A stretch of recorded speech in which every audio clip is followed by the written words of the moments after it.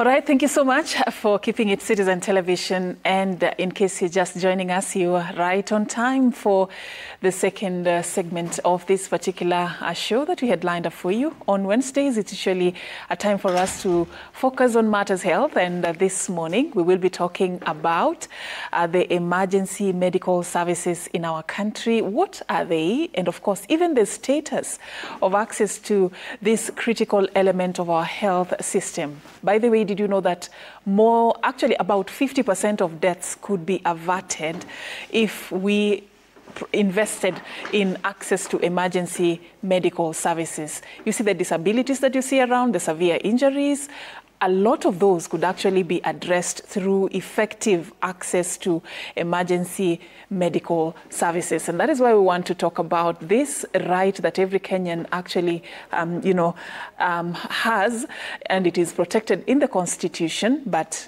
how often does it happen? If you read Article 42, Article 42, Section 2 of the Constitution protects the rights of every Kenyan to access medical care in times of emergency. But how often does this happen? What are some of the issues that are hampering access to emergency medical services in our country? And basically, what is emergency medical service? So that is what I want to discuss this particular morning with my guest, Dr. Christine Memusi. She's a medical director at Emergency Plus Medical Services, or commonly known as E Plus Medical Services. Karibu sana this morning. Thank you for having me. All right, already dressed in your regalia. Exactly. Ready for anything. A call can come anytime, by the way. If you see us take a break, an emergency break on this show, yes. Kindly bear with us, but that's on a lighter note. And who do we have in studio? I was just asking Christine. Mr. Brown. We have another guest with us in studio this morning. What do we call him? Mr. Brown? Mr. Brown. All right. So Mr. Brown will be helping us to demonstrate practically some of the things you can do in case of an emergency. You know, you are the first responder. Before you call an ambulance, before you call an emergency doctor, or you're wheeled into an emergency room, you, the person next to that person, is the first responder. So what do you do? So this is what Mr. Brown will be helping us, understand. So generally, before we get to even the practical aspect of this, when we talk about emergency medical services, what are we talking about essentially? Well, emergency medical services is a broad term, but it's a care that's given outside of hospital as well as in hospital to be able to revert any condition that is life-threatening or would actually be able to, a condition that would leave someone disabled. So in that situation where an emergency arises, that care that commences from the scene of the accident or from home to the hospital, that care is what is called emergency, because in that state, when emergency care is provided and done correctly, then one, it reduces morbidity and mortality. Where there is a lack of emergency care services, then you have what we call untimely deaths, unnecessary morbidities to an economy or to the workforce of a nation, who basically is the backbone of everything. You know, the health, a healthy people, a healthy nation. So when we ensure that emergency services are there, then you're reverting, you're ensuring that your people are healthy, but also you're reverting those unnecessary deaths and morbidities and mortalities. So it's that care that commences.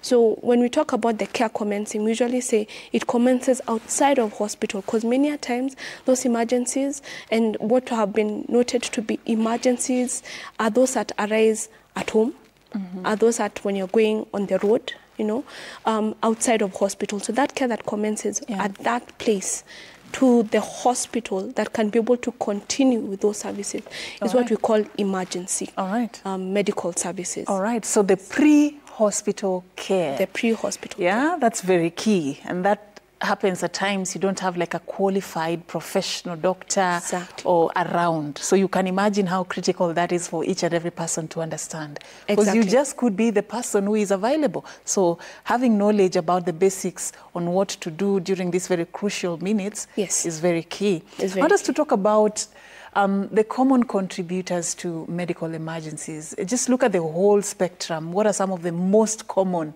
cases that you'd rank under the umbrella of medical emergencies? So medical emergencies, when studies have shown what are the common, in fact, the non-communicable diseases, or what we'd say that the non-communicable emergencies, the heart attacks, the strokes, tend to have a higher mortality and morbidity vis-a-vis the road traffic accidents. So trauma is one of them, but the leading actually medical-oriented emergencies, which are variable. It could be, like I said, the heart attacks, the strokes, even choking of children, the burns at home, women who are pregnant who get what we call a fit, or in medical terms, eclampsia. A woman she's pregnant and starts bleeding. Those emergencies, how you manage that state makes a big difference in basically reverting death or morbidity. For the traumas, the RTAs, the road traffic accidents, there are very many that happen, especially during the festivities. But what is key is at the scene of the accident, how that patient is safely removed and the care given. Actually, studies have shown that safety in removing patients reduces them from being on a wheelchair. So many of them end up being condemned on a wheelchair simply because of how they extricated the patient from the scene.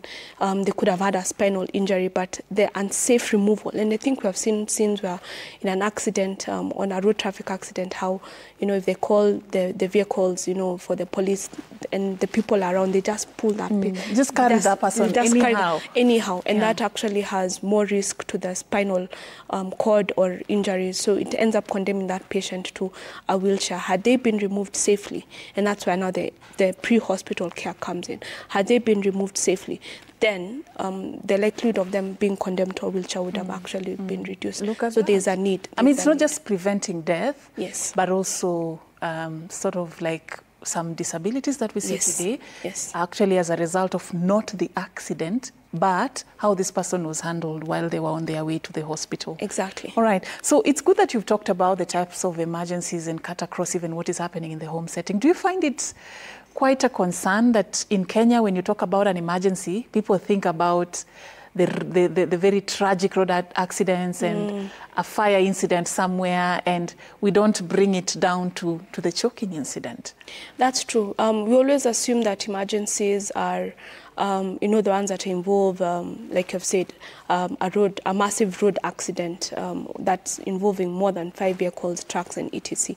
Or a situation that is burned. We always look at emergency in terms of like a disaster involving a huge amount of people, or a huge amount of people are affected.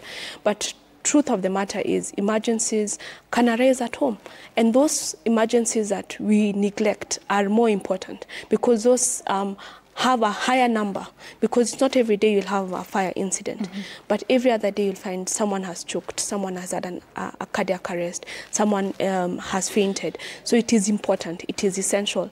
And in that state, what will you do as a person at home with someone who has fainted? Do you have the knowledge? Do you have the expertise? Do you know the numbers to call? There's a perception, the perception of what an ambulance is, or the perception of what emergency services is something we need to demystify.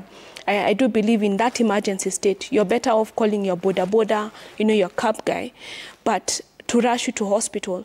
But the perception, if you really understood, that's why now the knowledge dissemination is key, that you'd rather call an ambulance, because when they come, they're not just coming to kuharakisha, to hurry you up to hospital, but they're giving you some element of care, some element of treatment that will actually be of impact, because that treatment that they're giving can revert death. That treatment that they're giving has already begun to provide the care that will continue in hospital, vis-a-vis rushing you to hospital and then you start from ground zero.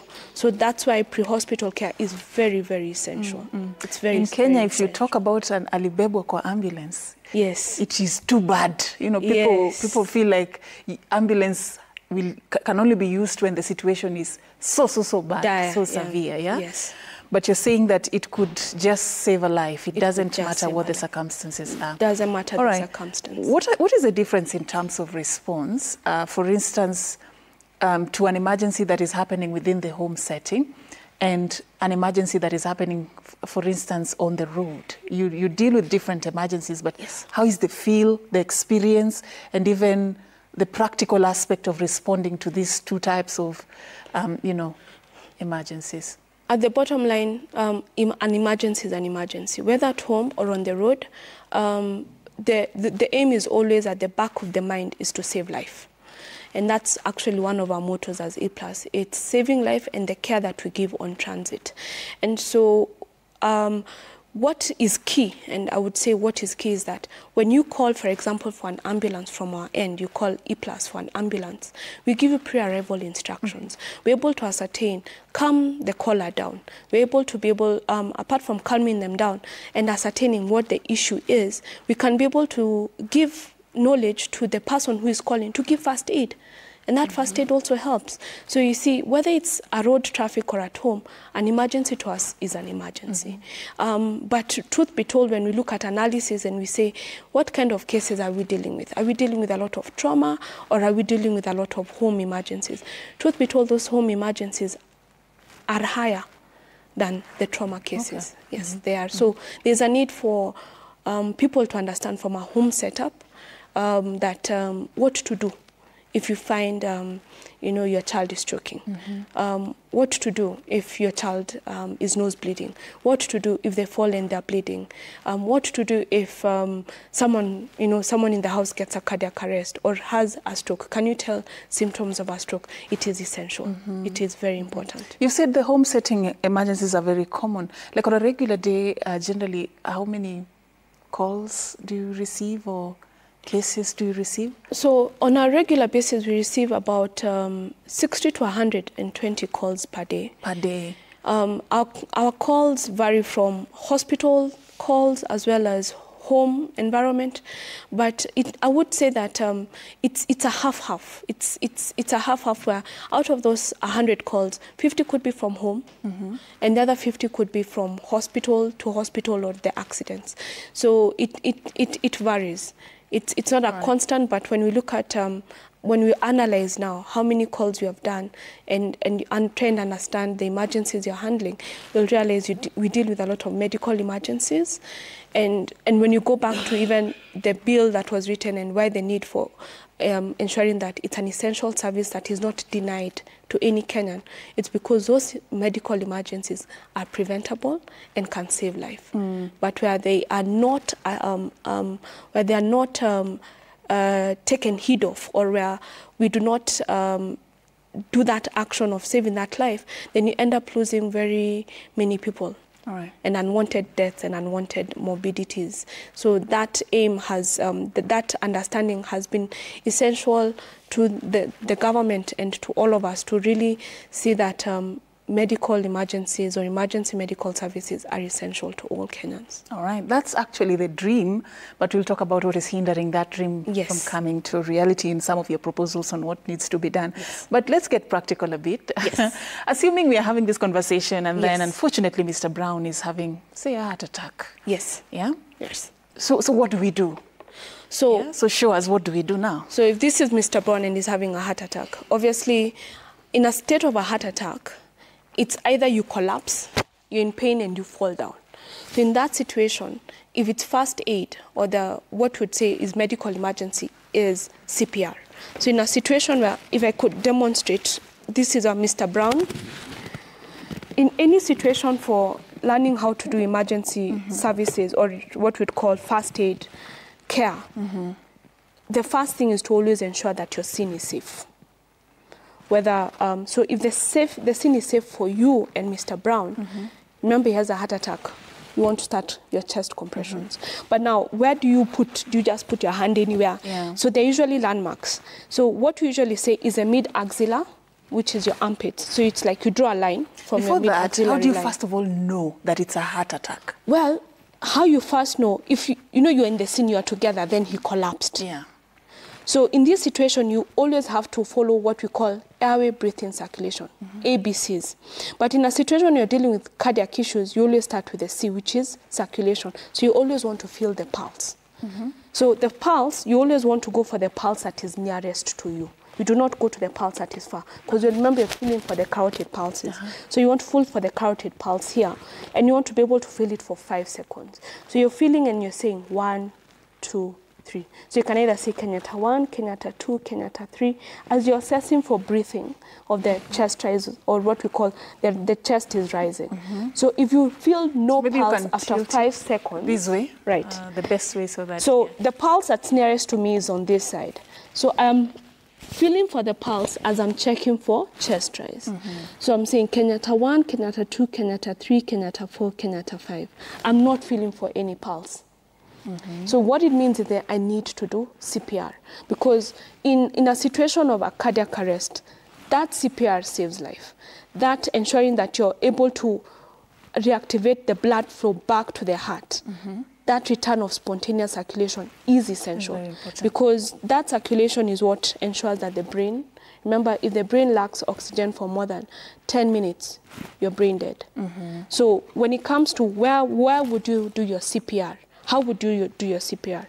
So one, I've said the landmark is your mid-axillary line, both of them, and then you come to where you find the mid. At the center of the nipples, or at the center of the chest, is where you place your dominant hand or your non-dominant hand beneath, and you press. So the aim is to be always slightly above the patient as you press. So the dominant hand here is the right hand? Yes, so you're trying to ensure that you're giving enough chest compressions in the aim of trying to really work like what the heart would do, you know, the cardiac beating. And that's what you'd do in a patient who has actually gotten a cardiac arrest or a heart attack. So for how many minutes? Or so you want to be able to do that cycle, because you're doing the chest compressions for 30, like 1, 2, 3, 4, 5, 6, 7, 8, 9, 10, 1. So if you're an individual responder at this point, right, you want to shout for help. You want to be able to say, call for an ambulance. As you do that. As you do that. You also want, if you're 2 of you, you want to say, bring the AED. The AED is an automated electrical device. What the AED does is that it shocks.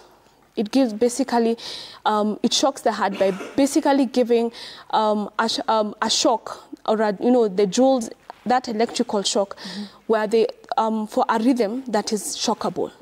So as you're doing the 30, if you're single, as you're waiting, you come back here and you give 2 rescue breaths. And then you come back. So you want to be able to do 30 to 2 for a cycle of 5 times, meaning that to be able to achieve what we call your heart rates of 100 to 120 beats and respiratory rates of 12 cycles, then you come and reassess. You see whether there is a pulse. There's a pulse. So that's a cycle that you continuously do in your primary survey of this patient. Now, if an AED comes, now the AED is attached. It's able to read the monitor and the rhythm. So if it sees that this is a shockable rhythm, it tells you it's a shockable rhythm. So it will tell you we want to administer a shock. So that cycle continues as you try to ask yourself, what could have been the cause of this arrest? Or what has made Mr. Brown unconscious? So at the back of your mind as a paramedic now, in that knowledge and those trainings, and that we offer them, by the way, in advanced cardiac, you're trying to wonder what could have caused. If it's a heart attack, now you're really thinking of how do you ensure that you reach this patient to hospital for continuity of that care. Because if it's a heart attack, they need to do maybe a percutaneous, something to do with stenting of the artery that is causing that blockage or that has caused the arrest, then. All right. Yes. So that's just for CPR management for a heart patient. All right. We'll get another practical session later, but yes. Thank you for for that powerful one, yeah? The powerful one, yeah. But it's essential, actually. We were seeing a lot of what you'd say, is it, what would be the word? Heart attacks are becoming very common. Yes, yes. And they're affecting, the studies that are showing men above 40, post-COVID. There's a whole discussion of very common, unwanted or unplanned for people who didn't have any risk for heart attacks, actually getting heart attacks. So it's important, especially once you've crossed the 40s, it's really key to know how to manage a patient who gets a cardiac arrest or a heart attack. Yes. One thing I like that you mentioned is that as you do that, you've already called for help. Because one of the devices you mentioned, is it the AED? Yes. I'm not quite sure that is available in every home. So that could just be something that you can meet along the way as this patient is being wheeled to the emergency section of a facility nearby. Yeah? Yes. And that is very essential in response as well. So that means as you do the basic, as you wait for help to come, you've already initiated that help to come your way. Yeah? Exactly. And the good thing, ambulances have the AEDs. So, so let's talk about, let me say, post-crash response. Yes. One thing you mentioned earlier was that sort of like we get it wrong always. In our intention to do the right thing, as the good Kenyans, good Samaritans, an accident has just happened along the way. So what happens, from the time this accident has happened to the time these victims are getting to the nearest health facility? Just run us through what should happen ideally for us to save lives and also to avert, further injury that may not necessarily have been caused by the accident. So in that situation, I would assume it's a mass casualty incident. And in that case, then it is important to have ambulance services, a number. For our number is really simple. For E-Plus, our number is 0700-395-395 or 0738-395-395. But we have a short code that doesn't cost the caller any cent. That's 1514. So in a mass casualty incident, what is essential is that it involves a multi-organizational situation where you need the ambulance providers there, you need the police, you might need as well the chiefs or the people around that area who are dealing with it or who know the society. Because in a mass casualty incident, you're dealing with many people who have been affected, especially if it's a crash injury. You're not just dealing with one person, you're dealing with maybe multiple people. So in that situation, there'll obviously be a lot of bystanders. What you need the police is to be able to calm these bystanders. Because sometimes some of these bystanders, yes, they come with good intentions, they're the good Samaritans, but also there are those who want to come and rob patients. The casualties, they want to rob them and get loot of what they are carrying with them. And where the EMS is essential is that now they're able to ascertain who are the most critical patients on the scene. Because in that situation, there'll be the one who is screaming. We always have those incidences when we're doing the drills. We'll always have one who is screaming, shouting. That one is not critical. So there's what we call... Oh, but we scream a lot. You'll get help faster. The ones who scream a lot... No. Yes, they might need a lot of counseling and calming down, and that's why now in that situation, it's also good to have like, first aiders or people who can be able to counsel at the scene. So you have a multidisciplinary group of people who can be able to provide different services. But in the EMS, the reason why you need the EMS is to be able to categorize these patients. There's what we call the coding, how we categorize severe patients to non-severe, and these are coding. So when they come, they're able to ascertain those in red are the ones who go to hospital first. Then there's the yellow or the orange, based on the coding system that you use, are second. So there's a way you prioritize the patients in that scene to be able to save life. So now, for those who are red in a crash scene, I would assume are the ones who probably have been amputated. There's excessive bleeding. Why they need the care is that the amount of blood loss that they're losing, would lead to shock and death. And in that scene, why the EMS and the police and that whole cadre comes in together is to ensure that those lives are saved. So at the scene, remember I said about scene safety, so it's assessing the scene. It's being able to reach those red patients. Okay, let me get something clear. I want to emphasize that. Yes. Before you respond, yes, assess how safe it is for you first. Exactly. Yeah, that's one thing you've really insisted. It's key. It's your key. Safety also. Your safety also, because you cannot provide care in an unsafe scene. We have seen where canters of lorries have poured, or have had an accident and there's oil pouring, and someone just lights up and everyone was trying to burn. That's an unsafe scene, for example. So it's always good to have a safe scene, so that as you assess the scene and you're able to now extricate the patients who are from an unsafe scene to a safe scene to be able to provide the care and then rush the patient to hospital. Yes. All right. So based on whatever condition it is in this crash scene, is it amputated legs, means arresting of bleeding. It means giving a lot of fluid back to the body of this patient. It means being able to see, because sometimes if it's a fresh amputation, you can be able to save that limb, put that limb in ice, rush the patient to hospital, and luckily they can try and see if they go quickly to surgery, they can try and reconnect the limb back in an ideal setup. But that's what it means, because in a crash scene, it means a multidisciplinary of people coming in, the police, the EMS, the community leaders of that area to try and save life. Yes. How is the coordination done to ensure that all that you have described actually is followed to precision? So in that mass casualty, there has to be a command system, a commander in charge who comes in. So many a times it could be the EMS leading the scene, right?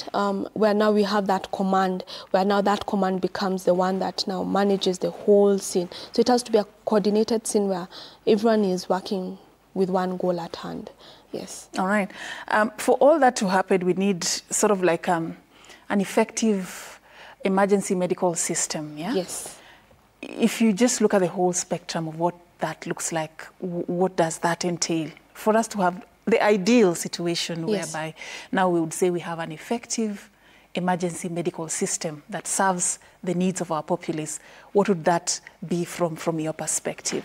Well, one, it would mean there's a command system. A command system where any emergency that arises is where there's a number that they call. And in that command system, then there's a unison or a unison cohesion work between the police, the fire brigade, and the EMS. That is a complete command system because they work together. Because, for example, in a fire scene, we have seen a lot in our slums where there's fire explosions. The fire brigade are the ones to go. But you also need the EMS and the police to be able to come, the police to come there, those who are not affected, and to ensure their safety, and the EMS to be able to provide the care, and the fire brigade to kuzima moto, to those actually have arrest. To happen almost at the same time. Yeah. So you have to have a command system that manages all these three at the same time. Yes. The problem we have in our country is that we work in silos. So there's a fire department on its own, there's the EMS on its own, and then there's the police. Yes. All right. If we zero into the emergency medical services now, yes, what is it that you describe as the most effective, emergency medical services? Is it just about the service? Do we even look at things like infrastructure? Do we look at things like even the staffing? These are things that people would really like to know. How do you look at it, from your perspective? Thank you for that. So we go back to demystifying what an ambulance is. The perception is that an ambulance is just a vehicle that has a siren and drives fast and evades traffic, But an ambulance is more than that, because ambulance services is the same as emergency medical or pre-hospital care services. And so when you look at an ambulance service, it entails a lot. It's not just the vehicle with a siren that drives fast, but it's the care in that patient compartment. Is it complete?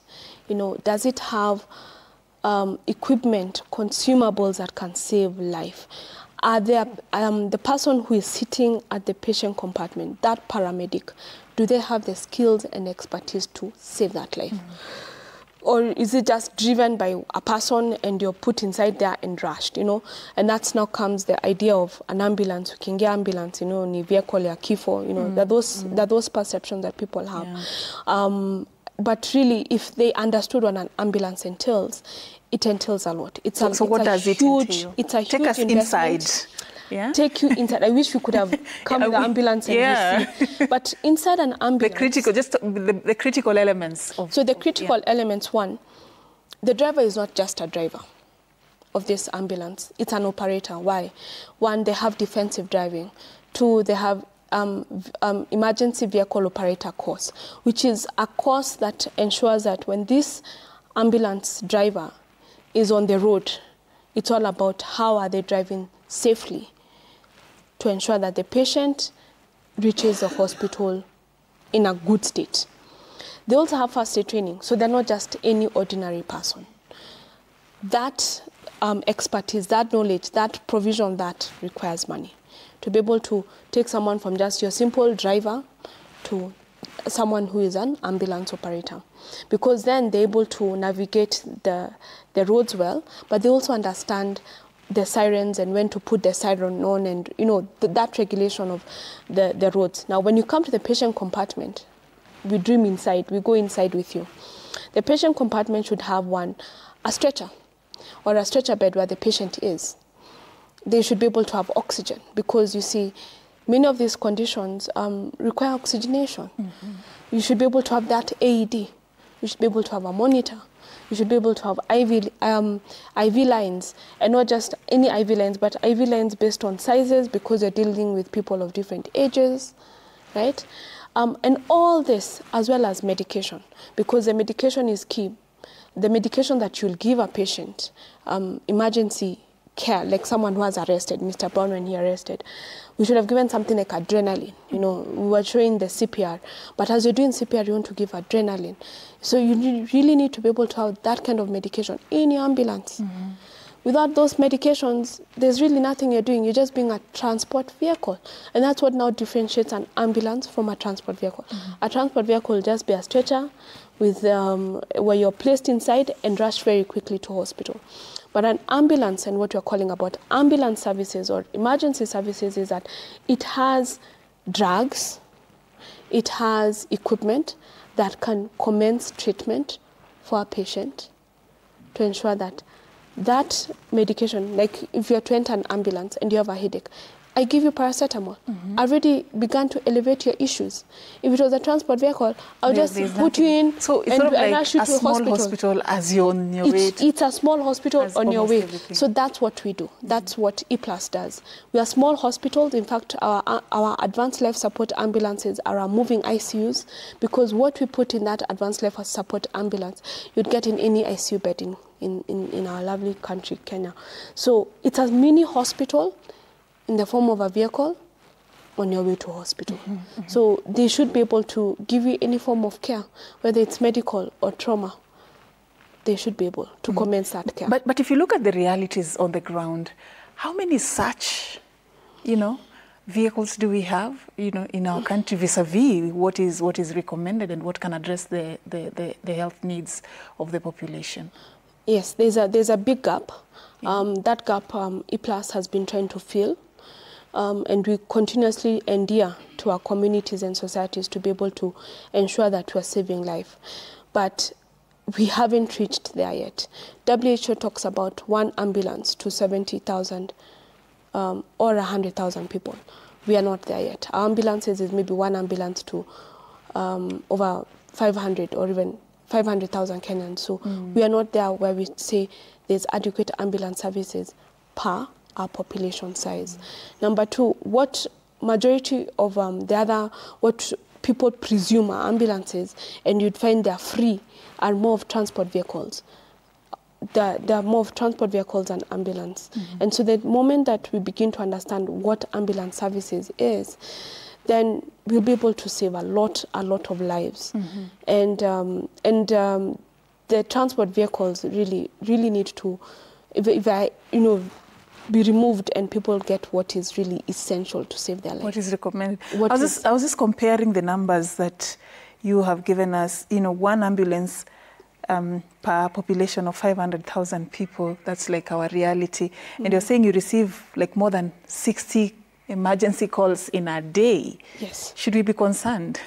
Yes, we should, because the concern really needs to be there, because it shows that it's a necessity. It's an essential service that is probably taken for granted. You know, the way they say, you never know it has hit until the rubber meets the road. Yeah. And that's when people begin to realize, by the way, it's really important to have ambulance services, and it is important. And we'd really echo this even to the government, to really understand the importance of ambulance services.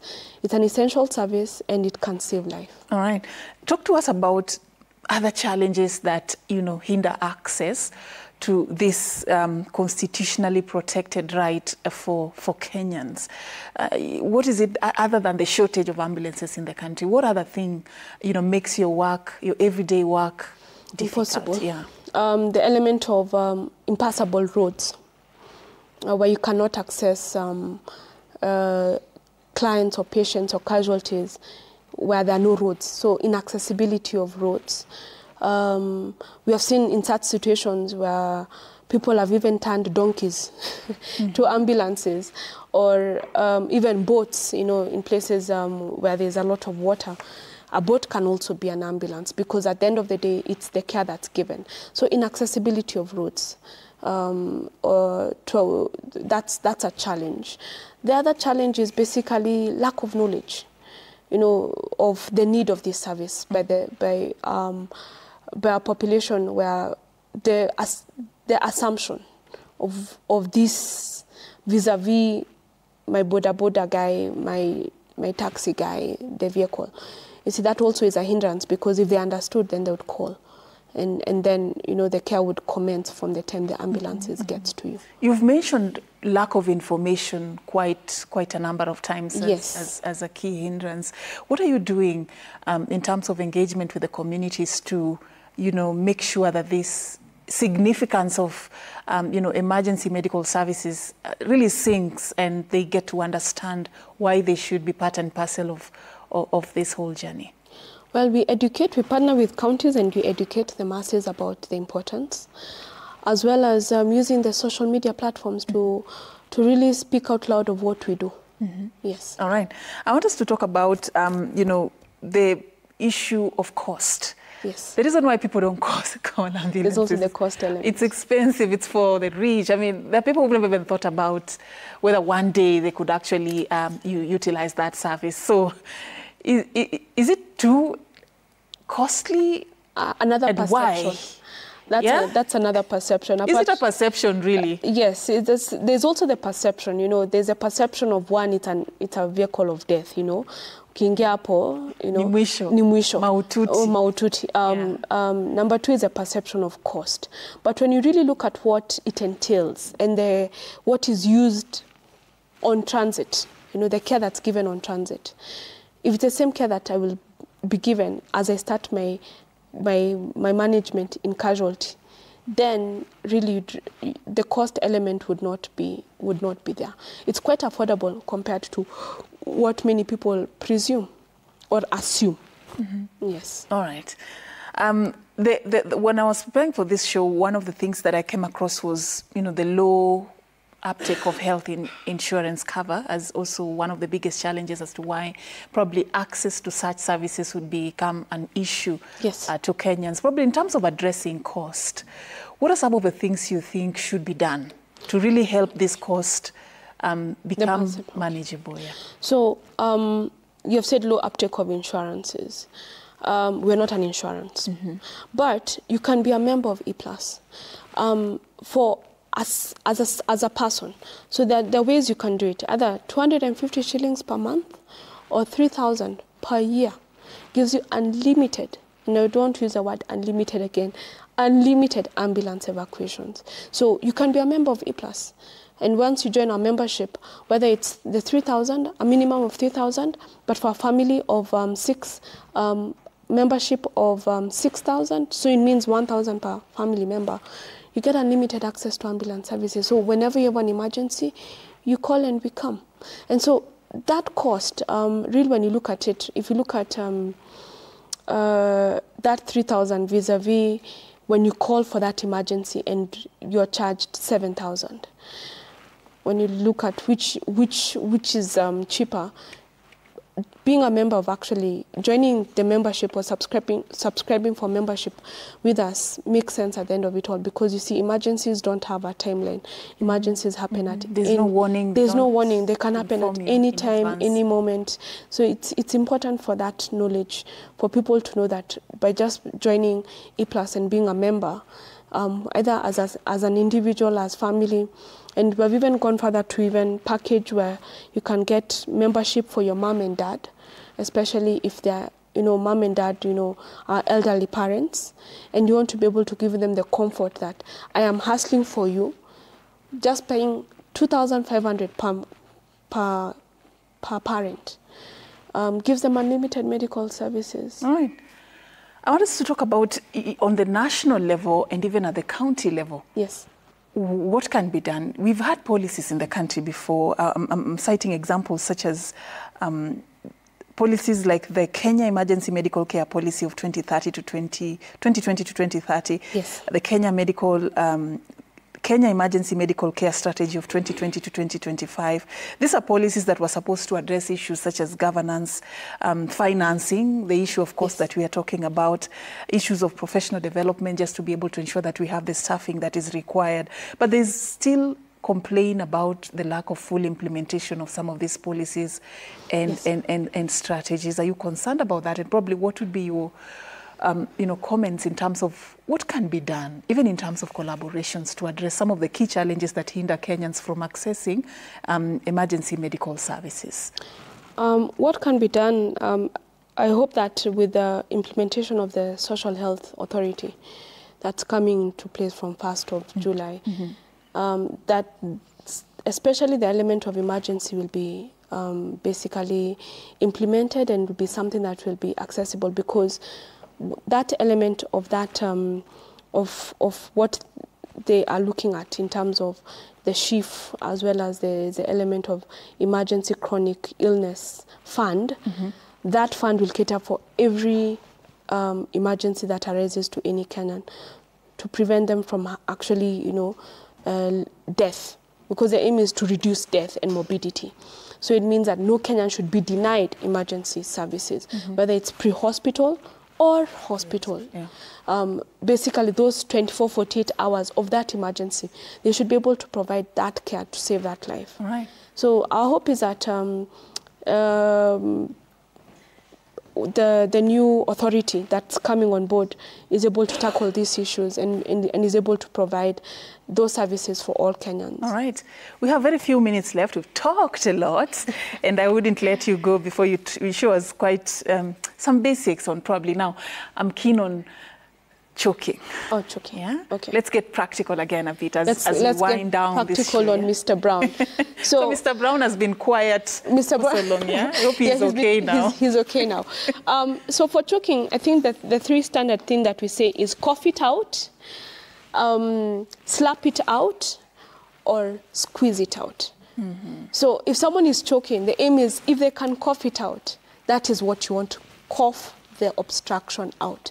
If they're not able, Mr. Brown is not able to cough it out, then the slapping it out is basically, since he's slightly taller than I am, you want to be able to get to the back of the patient. And the slap is not slap, but it's a slab. So basically you're trying to push the diaphragmatic muscles, the lungs from behind, to be able to ensure that Mr. Brown coughs out the obstruction. So you want to be able to give 5 back slabs, really like pushing it, ensuring that you're pushing the diaphragm up. You know, the back, what we call basically the diaphragm. You know, you're trying to target the lungs from behind, pushing it out 5 times. If that doesn't work out, then the squeezing it out is what many people call the Heimlich maneuver. I guess the man called Heimlich is one who started it, introduced it. It's all about using your dominant hand. You put your thumb in between your fingers, you make a fist, and you put just above the umbilicus or the navel, yeah? Just slightly above, like maybe a finger breadth or 2. and the other hand behind, and the aim is to squeeze it out. So you're basically, again, trying to propel it upward to make sure that Mr. Brown coughs out the obstruction. So you want to be able to do the back slabs and the Heimlich to ensure that he coughs it out. If it's a child, the same back slabs, but now for a child, you don't want to be able to put them in, lie them on that position, and using your finger, you're using your diaphragm, and you're trying to push the obstruction out. Yes. And as you're doing that, you're calling for an ambulance, because many a times that can really make someone, it's a stressful situation. They could become unconscious or whatever it is. In that situation, you want to be able to call for an ambulance to come and help, especially with suction of those secretions. Yes. All right. One last one. I know we have a lot fainting, because it's very common, yeah? Yes. So you were somewhere in public or just at home, and then somebody just fell and fainted. And they fainted. First of all, what are the don'ts? What are the things that are disastrous? Yes. And then how best do you manage such an emergency? So in fainting, really, it's one, understand, you look at the person. Remember, it's always your assessment. Remove them from an area where it's sunny or hot or congested, and put them to a place where it's cool. Remove their clothing. Let them be able to get enough air and just relax them. What you do not want to do is, move them around like, move them around not in a right way, but in a situation where someone has fainted, because you want to be able to ensure that it's not unconsciousness where they are not breathing, there's no circulation. So if you ascertain that it's just a faint, they're breathing well, their heart rates are present, then the aim is to give them some oxygen, fan them around, give them some air, assess them. Remember, assessment always tells you. Yeah. So once you assess them, then the best position for fainting, especially if you've ensured that the scene is safe and there's no, they're not in under a tree, would be better in a situation it's really hot. You want to put them in a recovery position. Now, the recovery position, what it helps with is to ensure that they do not choke on their secretions, no saliva, or their tongue does not roll back, especially for those who have a fit, but you just want to be able to make them relax. All right. And then after some time, they'll be okay. All right. As we wind up this conversation, your final word, I was having a conversation with you earlier, and I was saying, please insist that it's important for everybody to have basics on some of these things. Yes. Because you never know. You just could be the responder in that particular scenario. Exactly. So first aid classes are essential for all. I know that those who are very keen and interested, but I do believe that first aid should start from primary school, even nursery, because once children understand emergencies and how to manage, it's an empowered nation. It's an empowered nation. So do we have first aid classes? Yes, we do. We do offer first aid classes with our training school, Kenya Red Cross Training School. The first aid classes cater either for corporates, for home, for your nannies. It's a one-day training. We can fashion it to even 3 days based on the needs of those who are actually requesting. So if you call us, our numbers again, 0700-395-395 or 0738-395-395 or 1514 is our short code. We can always direct you on how to get these classes. Thank you so much. And they're very affordable. Thank you so much. Dr. Christine Memusi, she's a medical director at Emergency Plus Medical Services, also known as E-Plus Medical Services. Today we're just talking about the state of emergency medical services in the country, what entails, what their line of work is all about, and of course some of the challenges that hamper access to emergency medical services in our country. Thank you so much for watching the show until this far. We really appreciate your company. Allow us to end it there, but do continue watching Citizen Television. There's a lot that we still have lined up for you. Enjoy the rest of your viewing.